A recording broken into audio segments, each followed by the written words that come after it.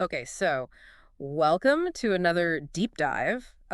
You know how this works. You send us your fascinating source material and we jump straight in. Yeah, we try to unpack it all and pull out the most interesting, the really gripping stuff that'll give you a really solid understanding. Yeah, Now, without you having to wade through all the information overload. yeah, And today we're looking it's at, also pretty creepy. I think it's safe to say, right? oh yeah, definitely creepy. We're going into the shadowy world of folklore, specifically this legend of something called The Screaming Tree. the Scream Tree Yeah, in in Kalagarh. the Kalagarh range of Jim Corbett National Park in India. Right, and all this comes from some excerpts you sent us from Horror Podcast 5. Yeah, and I have to say, these excerpts are a genuinely chilling account. Yeah. It's like a blend of, those kind of hushed local stories. Right, the whispers. Exactly. Whispers, what are presented as firsthand accounts, and then some really interesting ideas about what might actually be going on. Yeah, like trying to get at the root of it or, at least come up with some plausible explanations. Yeah, and I think that's our goal for this deep dive, Hmm. to really carefully examine it piece by piece, to try and understand where this legend comes from and How it's evolved. exactly how it's evolved over time, what makes it so compelling. Right, because some stories, they just kind of fall flat. But this one, something about it it really grabs you. It does have that hook. It does. So let's start with the basics. What are we dealing with here? Well, the core of it all is this ancient banyan tree in the Kalagarh range. Hmm. And right from the start, the podcast excerpt really sets this ominous tone. Yeah, you get this image of like gnarled roots and a canopy so thick it's practically blocking out the sun. Right. It's like the tree itself is a character in this whole thing, Mhm. Yeah. And then there's the name itself. The screaming tree. Yeah. You hear a name like that and you immediately know this isn't just any old tree. It's got baggage. It's got some serious baggage. History. A reputation that makes people want to steer clear, Mhm. especially after dark. Right, especially after dark. That's when the stories really start to come out. That's when people start talking about those agonized screams coming from the tree. And that's really the hook, isn't it? Those Well, screams. that's what pulls you right in. So how does this all start? The podcast jumps right into a possible origin story. Back in 1978, there's this poacher named Raghu, and he's obsessed with capturing this rare black leopard. Driven by greed, I guess. Yeah, sounds like it. Yeah. He wants this prize, this rare animal, Yeah. and he's so focused on it that he ignores all the local warnings about the tree being guarded by spirits. Yeah. Never a good idea to ignore the locals when they tell you a place is bad news. Right. It's like classic human drama, greed versus ancient wisdom. The tangible versus the unseen. Exactly. And in this case, it seems like Raghu is completely blind to the warnings. He sets his trap right under the branches of this tree. Yeah, right under the branches of the screaming tree. No respect for its reputation whatsoever. And I'm guessing that doesn't end well? No, it does not. The podcast describes this sudden, brutal attack. Yeah. And not from the ground like you'd expect, but from above. A massive dark leopard dragging Raghu up into the branches. Yeah.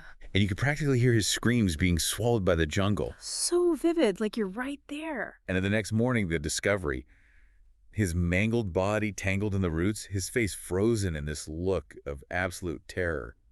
And the leopard Gone. vanished, like he was never there. So that's the ground zero moment, the catalyst for the legend. It really feels that way, right? This shocking event, something that just begs for a supernatural explanation. Right, it's like a vacuum, and into that vacuum rushes fear and speculation, and And that image of Raghu's face, that terrified expression. it's burned into the local memory. Exactly, like a warning. Okay, so then when do the screams actually start?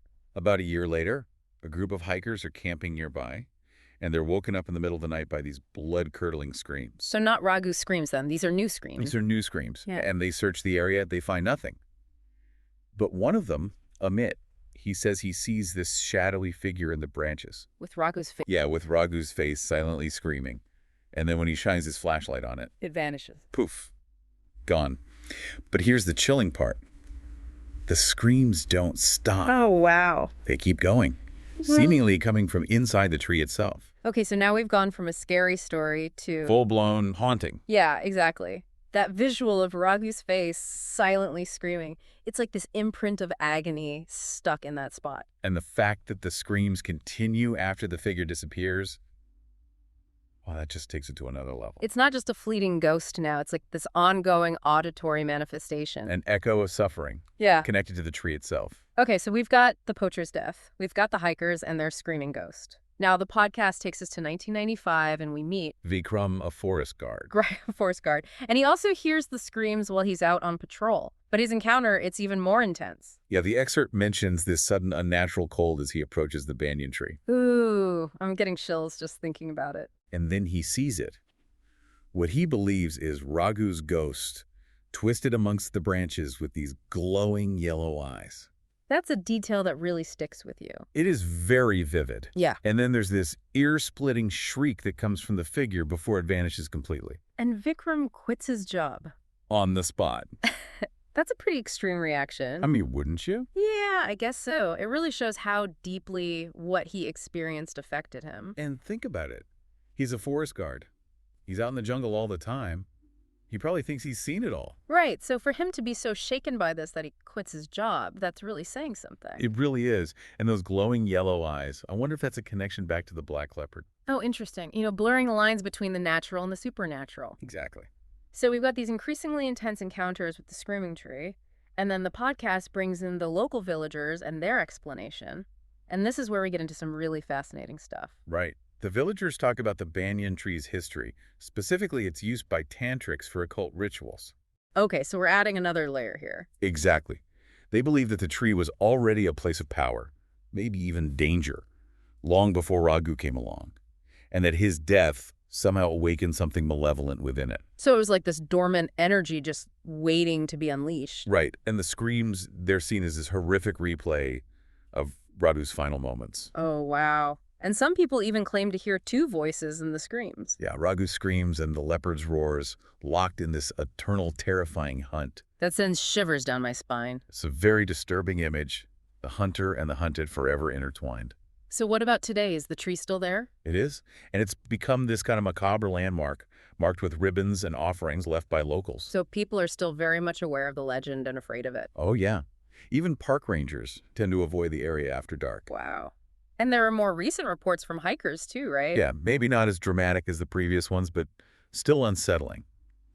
Unexplained scratches on tents, whispers at dusk, and of course the screams. Which apparently shift between sounding human and something more animalistic. Right, adding to that whole blurring of the lines between Raghu and the leopard. It seems like this legend is very much alive. It's definitely not going away anytime soon.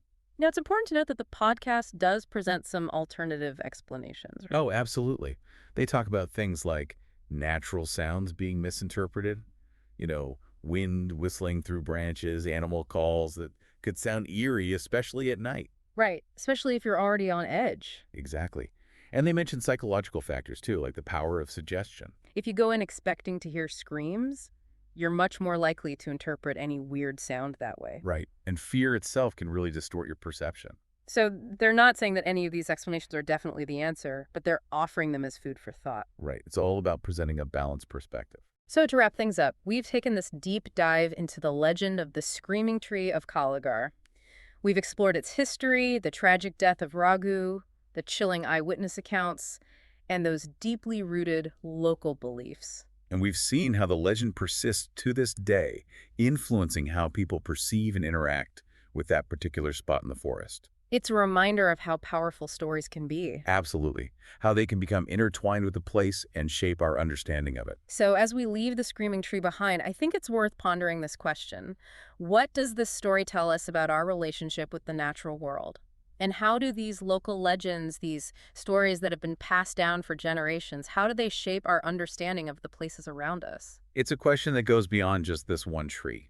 It gets at something deeper about how we interact with the world and how the stories we tell ourselves both terrify and fascinate us. And that's something worth thinking about. Absolutely. Thanks for joining us for this deep dive into the screaming tree of Kalagarh. And until next time, keep exploring. Keep questioning and keep those source materials coming. We'll see you in the next deep dive. Bye.